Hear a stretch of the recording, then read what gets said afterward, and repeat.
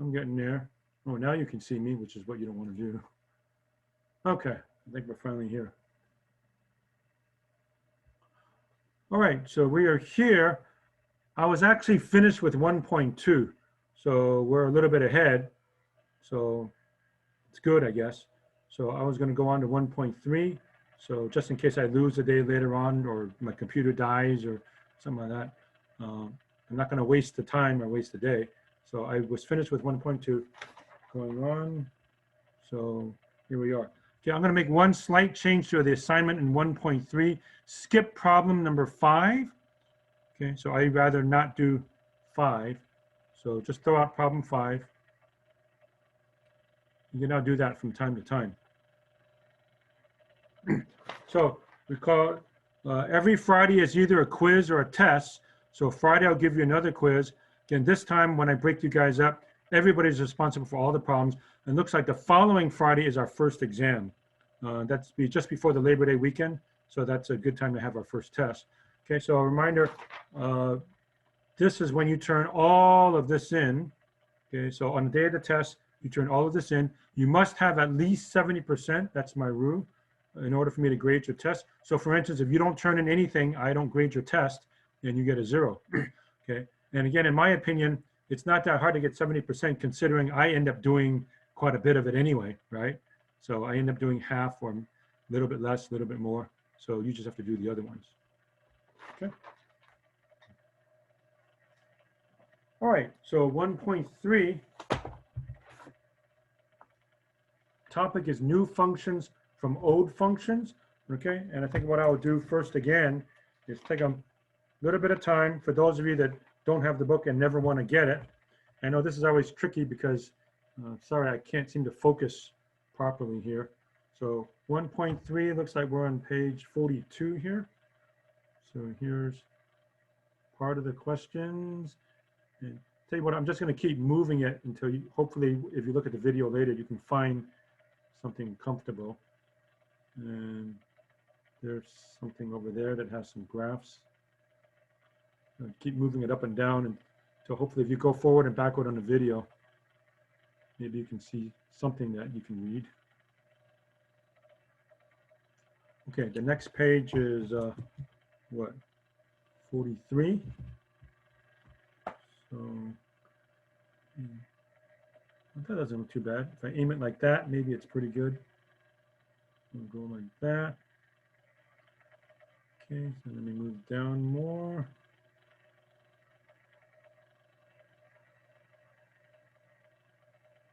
And a little bit more. And of course, any problem that I do, I'll write it out for you anyway. And I notice it's a little bit easier to see there. 29, that last one at the bottom right. Let's see if we can aim it better for you. I think I end up doing that one anyway, so. Okay, that's the best I can do for that, I guess. Next page, 44, I guess.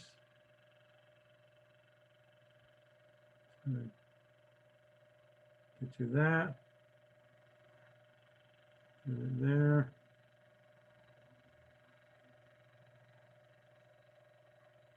Some more. Keep moving it up and down to try to find a good angle where you can see it.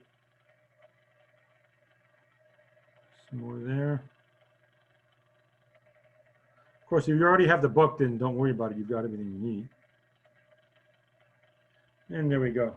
Okay.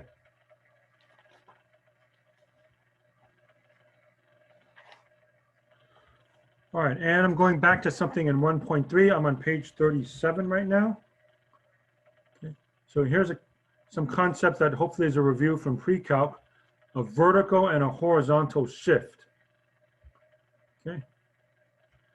So they say suppose C is greater than 0. Okay, so you're given a graph of f of x. If you have f of x plus c like this, you shift the graph c units upward. F of x minus c, you go down c units. Right? If it's written like this, f parentheses x minus c, that's c units to the right. That's actually counterintuitive, okay? I mean, the negative, you might think I'm going to go to the left, but you don't. You actually go to the right. And if you have f of parentheses x plus c like that, you go c units to the left, okay? And they give you some pictures right over here. So here's the original function f of x, if you can't see it. Okay, here's f of x plus c, you go up c units. F of x minus c, you go down. If they write it like this, f parentheses x minus c, that's c units to the right. And then f parentheses x plus c like this, that's c units to the left. Okay. Again, you're welcome to put all this on your formula sheet. Obviously, you can't put everything on your formula sheet because you're limited to one 8.5 by 11 sheet of paper, both sides. Okay. So again, for your cheat sheet, your formula sheet, if there's something you really know, say, I know that down pat, I don't have to write that on my formula sheet, then leave it out. But if something you're a little bit fuzzy on, maybe I don't quite remember it, go ahead and put it on your formula sheet. But you can't put everything, obviously. Okay. So that's that. Okay. Here are rules about stretching and reflecting. Okay. I wasn't going to show it to you. I think it's better if I just show you some examples right off the bat. Okay. So everything here is true. So this is the bottom of page 37, I guess. Okay, I'll just show it to you quickly, and you can look at it on your own. So I wasn't going to talk about it now until we get to those graphs, and it's kind of fuzzy anyway, unfortunately. So, but to emphasize that point, show you on the next page, a little review of trig. So page 38. Yeah, if you have the text, just look at the text. Okay, start off with the original cosine function, which is in red. If you can kind of see the red function, that's the cosine function. All right, then you might recall, if I have a coefficient in front of the cosine or sine, that controls something called the amplitude. Amplitude. Okay, you don't have to write that down if you don't want to, but okay, it basically means here the value of y is 1. If I put a 2 in front, it jumps up to 2. Okay, so y equals 2 cosine x, that's twice as high. Right here they match at 0, 2 times 0 is 0. But on the negative end, it goes twice as far down. So way down here, the y value is -1, but if I multiply that by 2, it's down at -2. Okay, so the amplitude we said was 2. So here in the original cosine function, y is 1, it jumps up to 2. But over here, if y is -1, it drops down to -2. They match at 0 because 2 times 0 is 0. Is that right? Okay, and then y equals a half cosine x. The amplitude is a half, so it only goes half as high. So notice, here's the original cosine function in red. If I put a 1/2 in front of it, it only goes half as high. So here it only goes up to half. They touch again at 0. So notice the graph touches here and here because 1/2 times 0 is 0. And it only goes half as low. So in the original cosine function, way over here, if y is -1, half cosine x only goes down to -1/2. Okay. So you see, it doesn't go as high, but it also doesn't go as low.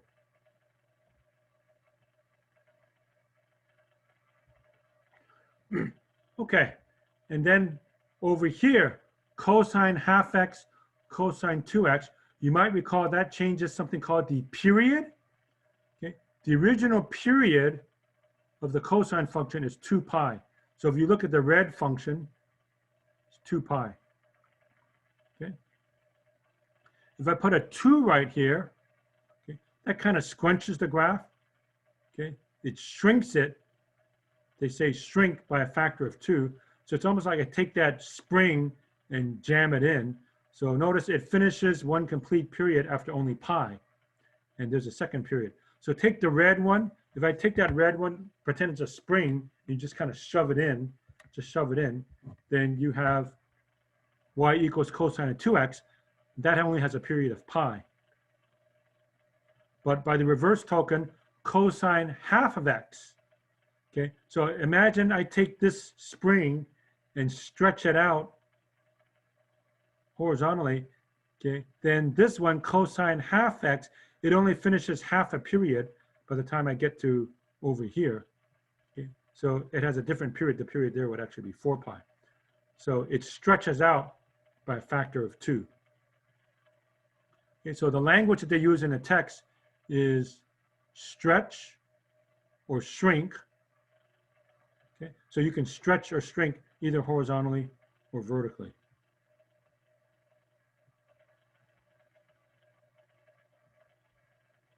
Okay, here's some other things that we have here.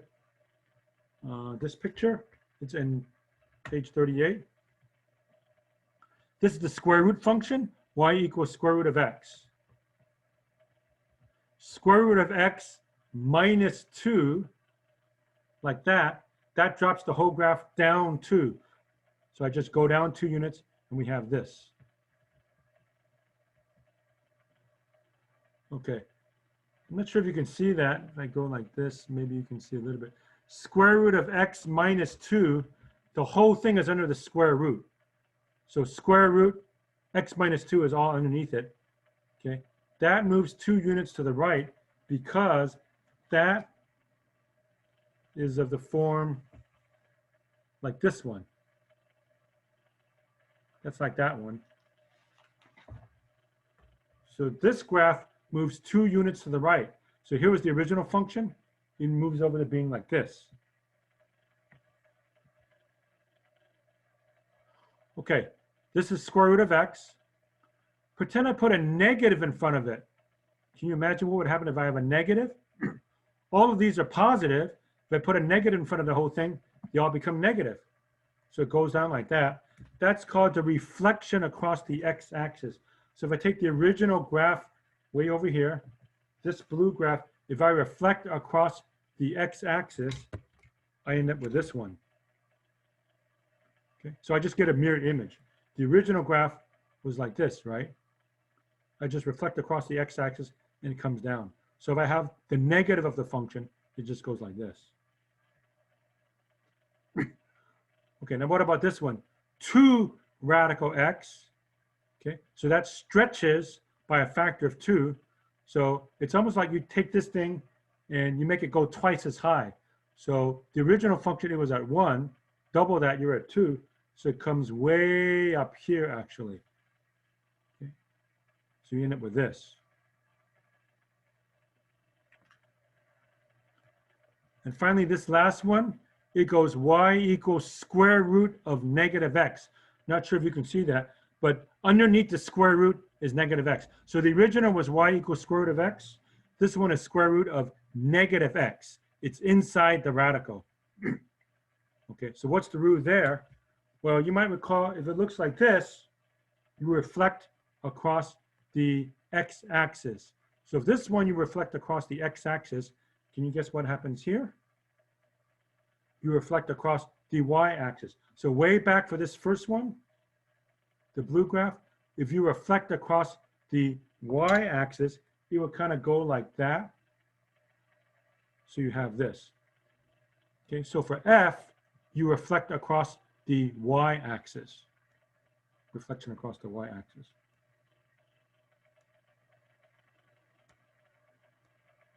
Okay.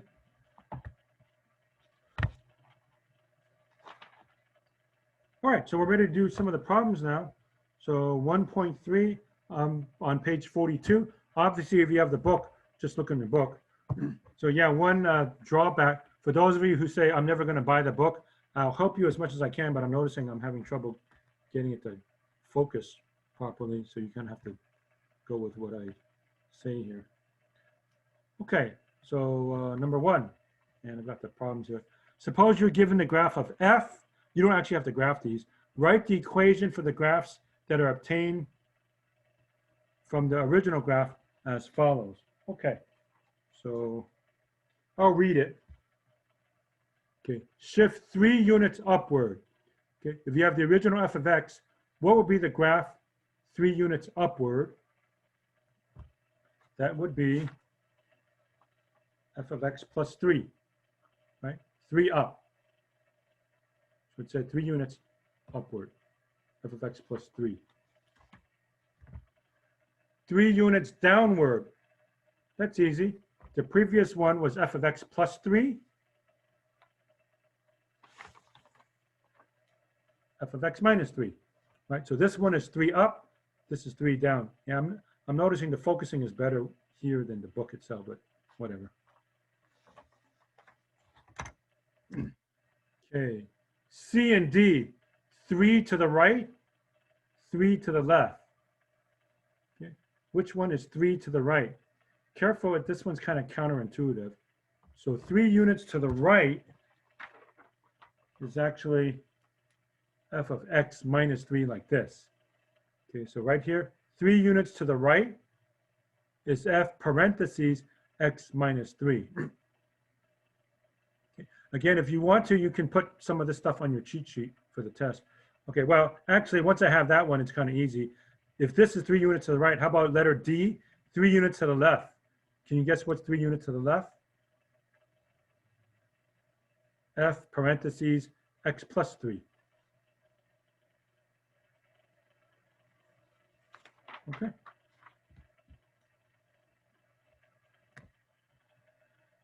E, reflect about the x-axis. Reflect about the x-axis. And to me, folks, an easy way to remember it is like this. I didn't draw it very well. But y equals x squared, y equals negative x squared. You should be somewhat familiar with these. Right? Y equals x squared, y equals negative x squared. That's a reflection across the x-axis, right? So that means in general, reflect about the x-axis. Reflect about the x-axis.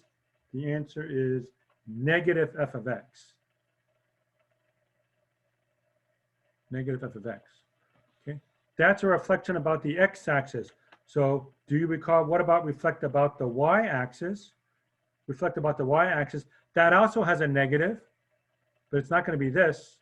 So can you guess where the negative is? It's on the inside. F parentheses negative x like this.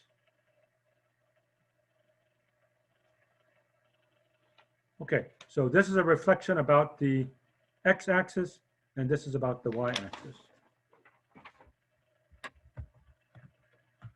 Okay, finally, G and H, stretch and shrink vertically by a factor of 3. So stretch vertically by 3. That's just like when we had cosine x, make it 3 cosine x. You just put a 3 in front.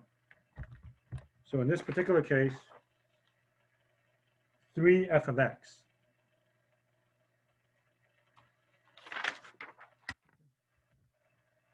And then shrink vertically by a factor of 3. Okay, well, here you multiplied by 3. If you shrink it, you basically divide by 3. But the best way to write it is like this: 1/3 f of x. So that shrinks by a factor of 3. If you multiply by 1/3, right? That's like the previous one we saw was a half cosine x or something like that, right? It made it smaller, so it shrunk. So we would say it shrinks by a factor of 3, okay? But it's 1/3, so you multiply by 1/3 like that. So that's what you do. Okay. All right. I want to do number 3 with you together. So again, apologize. I can't seem to make it focus. But the original function is this blue one. They call it f. And they give you A, B, C, D, E. A, B, C, D, E, 1, 2, 3, 4, 5. And maybe you can't see it. So I'll read it for you. Okay, this one is 1. Sorry. Yeah, that doesn't help. Sorry. Okay, this one is 1. Maybe mark it down. This one is 2. This one is 3. This one is 4. And this one is 5. Okay, so it's matching. So A, B, C, D, E with 1, 2, 3, 4, 5. Okay, so let's look at A. Y equals F parentheses X minus 4. Do you recall what happens when I write it like that? That moves 4 units to the right. Okay, so which one is 4 units to the right? It's this one, Okay, and if you can't see it, that's number 3. Okay, so letter A is 3. If you want to put that down, please. Letter A is graph 3. Okay, B, f of x plus 3. Do you recall what happens when they write it like that? You go 3 units up. So the blue is the original. 3 units up is this one. And that was number 1. Okay, so letter B is number 1.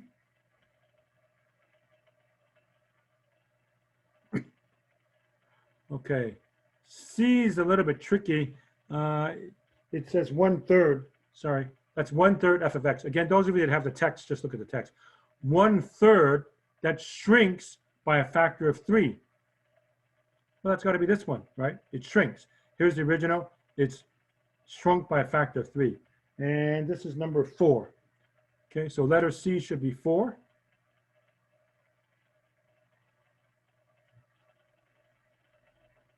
Okay, D and E, a little bit harder.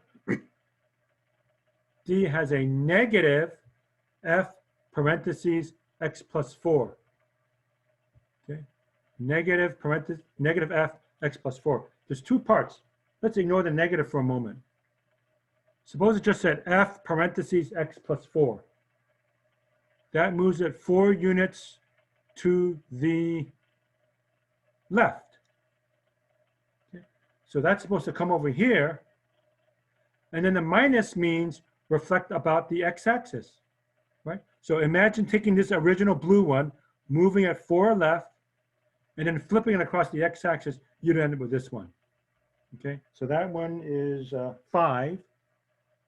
So D is 5. And so by elimination, the only one left for E is that guy, right? So 2. So E must be 2. Okay, so let's just talk about it. That looks like 6 units which way? 6 to the left.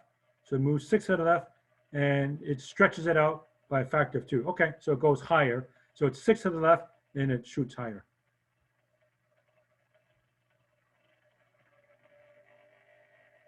All right, so that's that. Okay, now we have a series of problems here.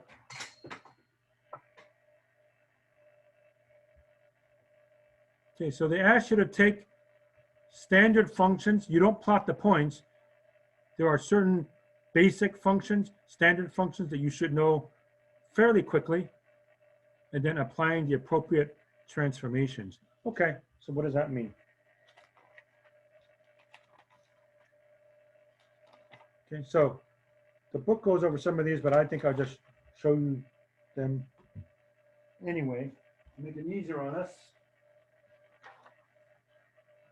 Okay, so very, very rough sketches. Some graphs you should be comfortable with. Okay, so let's just say x squared. Do you folks remember the graph of x squared? Looks something like that, right? So that's x squared. Save time, I'm not going to put y equals x squared or f of x. You know that's x squared. Okay. Do you recall x cubed? X cubed goes something like this. X cubed. Absolute value function. Do you remember what absolute value looks like? V shape. Absolute value, right? So you should be somewhat comfortable with that. Square root function. Do you remember square root? Something like that. Square root of x. I'll show you the cube root function.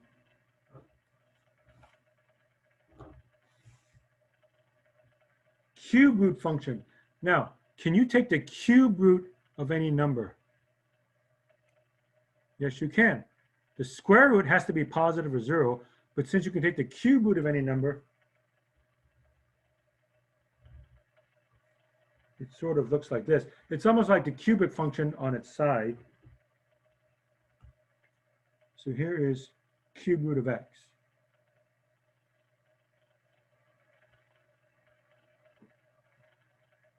Okay, and one more I wanted to show you. 1 over x. This time I'll just put y equals 1 over x for this one. Do you recall the graph of 1 over x? What number is not allowed? What's not in the domain? 0, right? 0 is no good, so I can't have a 0.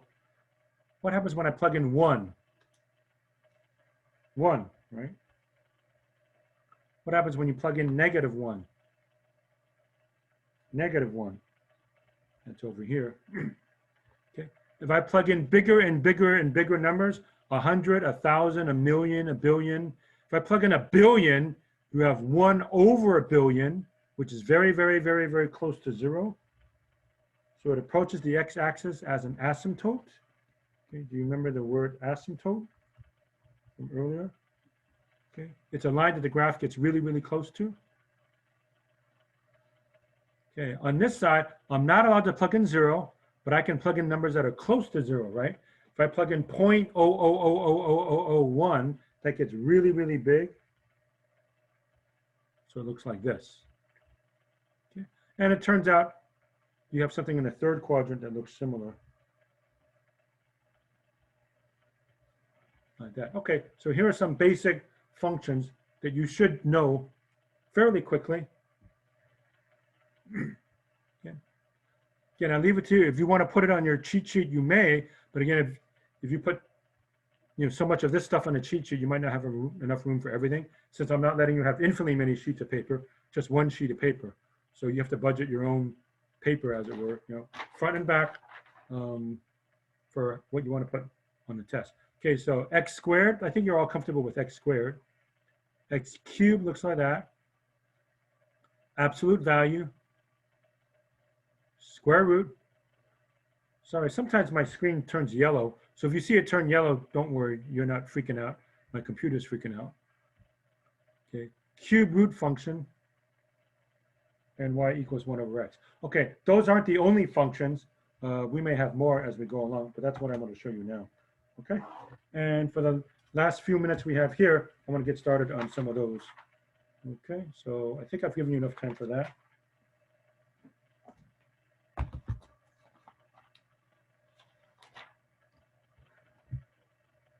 Okay, so don't plot points, just take the basic function and do something with it. Okay, y equals negative x squared. Okay, I'm not going to do this one, but can you guess what happens to negative x squared? Okay, x squared opens up. So how does negative x squared go? It opens down. So just take your x squared graph, right? X squared, negative x squared just goes like that, right? And I think you already know that. Okay, so let me try something more challenging. Again, please keep in mind, all these problems are right off the homework. So every problem I'm doing is one less you have to do. Okay, this is x cubed plus 1. If you can't see it, it's x cubed plus 1. Number 11, please. So let me show you number 11. X cubed plus 1. So we take the basic cubic function, and what does the plus 1 do? Moves 1 unit up. So here's the answer. Okay, so the red was the basic cubic function, and I just move it up 1, x cubed plus 1. Again, this is all you need, just a quick and dirty graph. You're not supposed to plot points. In the directions, you weren't to plot points. Just start with a basic cubic, and you say, oh yeah, plus 1 means I just moved the whole thing up 1 unit. Okay. 15 is a little bit harder. You have to set it up by doing a little bit of work. X squared minus 4x plus 5. How do you do that? Okay, so this one we have to do something called completing the square. Okay.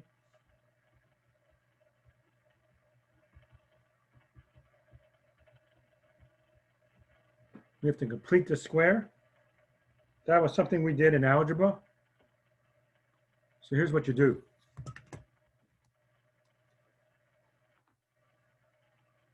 X squared minus 4x plus 5. So if you're writing some of this down, write x squared minus 4x, leave a gap, and then plus 5, there's a gap. Okay. Now to complete the square, you take half the coefficient of x and square it. Do you remember doing something like that in algebra? You take half of this, -4, and square it. So what's half of -4? -2. Square it, -2 squared, you get 4. Okay. So the process is half and square. You take half the coefficient of x and square it. So half of -4 is -2, square it, and you get 4. Okay, so the original was like that. Now what I have in red is add 4, subtract 4. So plus 4, minus 4 on both sides. Okay, so plus 4, minus 4. What is 4 minus 4? It's 0, so it's legal. I didn't change anything. Okay. Now, if you do it the right way, this factors into a perfect square. X squared minus 4x plus 4 in algebra is x minus 2 squared, is it not? See, the whole idea is to transform this into something that I recognize. So x squared minus 4x plus 4 factors into that. 5 minus 4 is 1. So plus 4 minus 4. I apologize. I may have said add 4 to both sides. That's wrong. You add 4 and you subtract 4 on the same side. That gives me 0. Okay, so there it is. So this is called completing the square. Okay, so I'll run through that one more time. In algebra, process of completing a square. So separate out the 5, move the 5 over a little, take half the coefficient of x and square it, half and square. Half of -4 is -2, square it and you get 4. So I go plus 4 minus 4. This factors into x minus 2 squared, 5 minus 4 is 1. Okay, so it looks like my basic function was x squared. So we know what x squared looks like, our standard parabola. So we take our x squared, and what do we do with that? We move it 2 units to the right and 1 unit up. So here we go. The red one is x squared. And again, just quick and dirty, all I did was I moved the vertex 0, 0, becomes 2, 1, right? 2 to the right, 1 up. So 2 to the right, 1 up. The vertex is 2, 1. I know the shape. The shape just goes something like that. And there we go.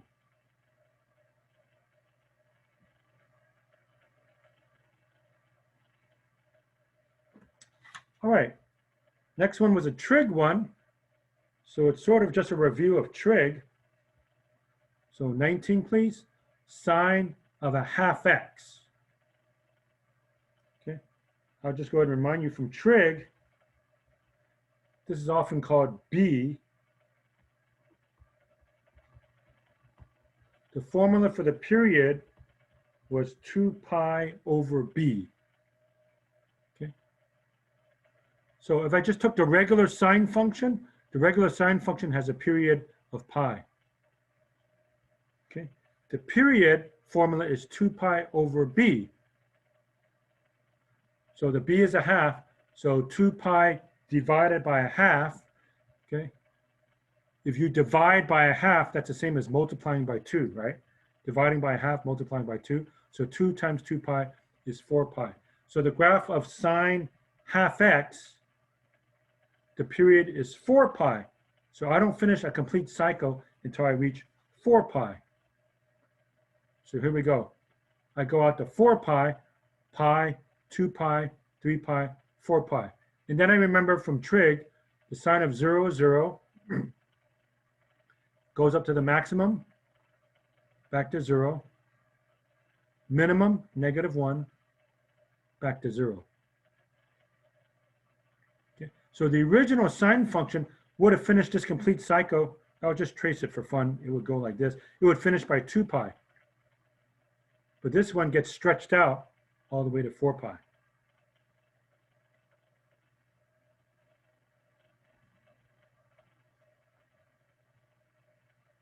Okay.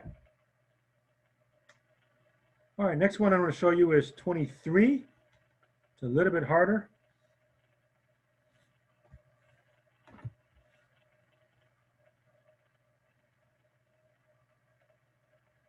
Absolute value of radical x minus 1.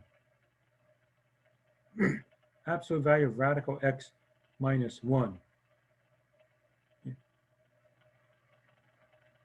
I haven't talked about the absolute value that much, and right now it's yellow. I don't know why, but okay. Let's just ignore the absolute value for a moment. And by the way, this is always a good trick. You might say, well, I can't deal with the absolute value, but I know how to do that. Okay, that's a good start. Start with radical x minus 1. So the square root of x function, right? And what's the effect of that minus 1? Ignore the bars. That goes down 1 unit, right? Yeah, I got this all there. But if radical x is this, radical x minus 1 is like that, right? So ignore the red. Square root of x minus 1 now looks like that.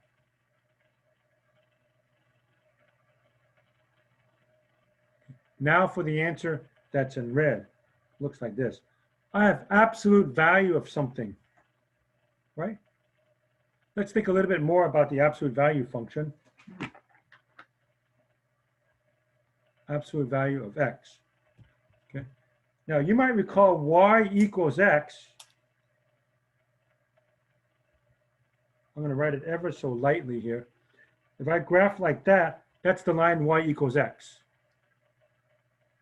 Now look at absolute value of x. What happened? Okay. We know that the absolute value cannot be negative. So the graph of absolute value of anything cannot have anything in quadrants 3 and 4, right? Do you agree with that? Where is y negative? Y is negative in quadrant 3 and 4. Okay. So once you have absolute value of anything, that can never happen. So if you look at the graph of y equals x, anything that's above the x-axis stays the same. But the part that was below the x-axis gets reflected across the x-axis. So see this red part? Imagine you put a mirror right there. It gets reflected over here. Because absolute value says if you're negative, I'm going to make you positive. So it reflects across the x-axis. But if it's already positive, it leaves it alone. Okay, so that same game happens over here. Okay. So here is radical x minus 1. For the absolute value part, the part that's above the x-axis and 0 stays the same. It stays like that. But this part that's below the x-axis, right? Absolute value says, I don't want you negative. I'm going to make it positive. So it reflects across the x-axis. So it's going to graph up like so. So it goes like this. So the final answer is this thing that I have in red. And I know I got a lot of stuff here, so I illustrated just with this. So the final answer in red should be this. It goes like that, and then it swings back over here, like so.